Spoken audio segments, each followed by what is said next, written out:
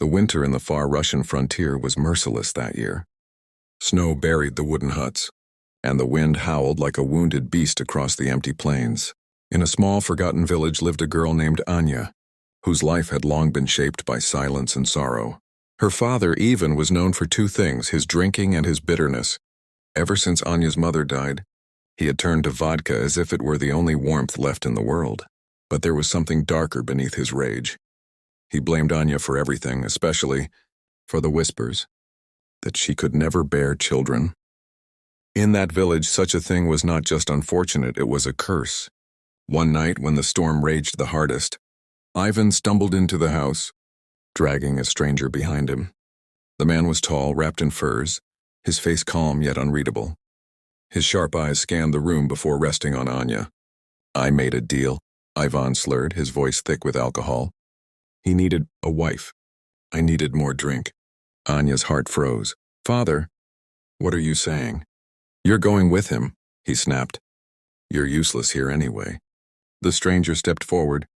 "My name is Kai," he said quietly. His accent was strange, not quite Russian. Some said his people came from far lands, travelers with traditions no one understood. Others whispered he had Apache blood, descended from warriors who wandered across continents long ago. Anya looked at him, fear filling her chest. "You bought me?" Kai's gaze softened slightly. "No," he said. "I took responsibility for you." But before she could argue, Ivan pushed her toward him. "Take her. I don't want her anymore." The words cut deeper than the cold.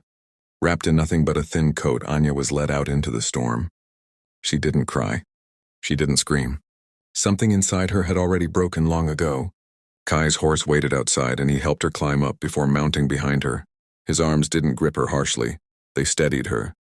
For hours, they rode through the endless white wilderness until they reached a small cabin hidden among tall pine trees. Smoke rose gently from its chimney. "This is your home now," Kai said as he helped her down. Anya stepped inside, expecting darkness or cruelty. Instead, she found warmth. A fire burned steadily. A blanket lay neatly folded on a wooden bed. There was even a small table set with food. "You can rest," Kai said. "No one will hurt you here." She turned to him, confused. "Why did you take me?" He paused, as if choosing his words carefully. "Because no one else would." That night, for the first time in years, Anya slept without fear, but not without questions. Who was this man? Why had he taken her? And what did he really want from a girl the world had already discarded? Outside, the storm continued to rage, but inside the cabin, something quieter, gentler had begun. Days turned into weeks, and the harsh Russian winter showed no mercy. Yet inside the small cabin, Anya's life began to change in ways she never expected. Kai was not like other men she had known. He never raised his voice. He never forced her to do anything. Instead, he worked quietly, chopping wood, hunting, repairing the cabin, while making sure she had enough food and warmth. At first, Anya kept her distance. She spoke little, always waiting for the moment his kindness would turn into something cruel, but it never came. One morning, she woke to find a thick fur coat placed beside her bed. "It's too cold for what you have," Kai said simply. She touched the coat, her fingers trembling. "Why are you doing this?" He shrugged lightly. "Because you need it." It was such a simple answer, yet it confused her more than anything else. As the days passed, Anya began helping around the cabin. She cooked, cleaned, and even learned how to gather firewood.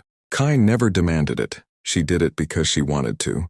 One evening, as the fire crackled between them, Anya finally asked the question that had been haunting her.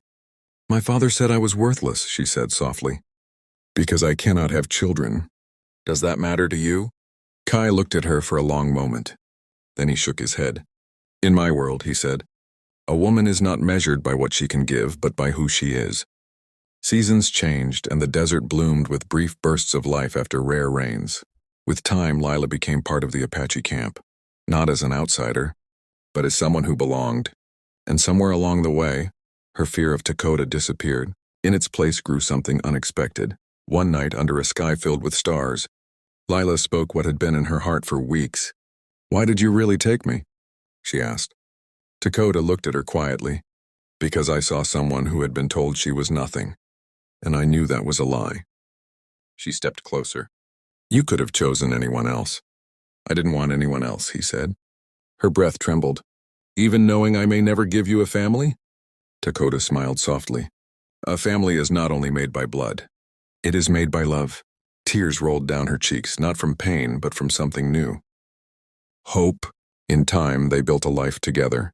Not the kind others expected, but one filled with respect, laughter, and quiet understanding.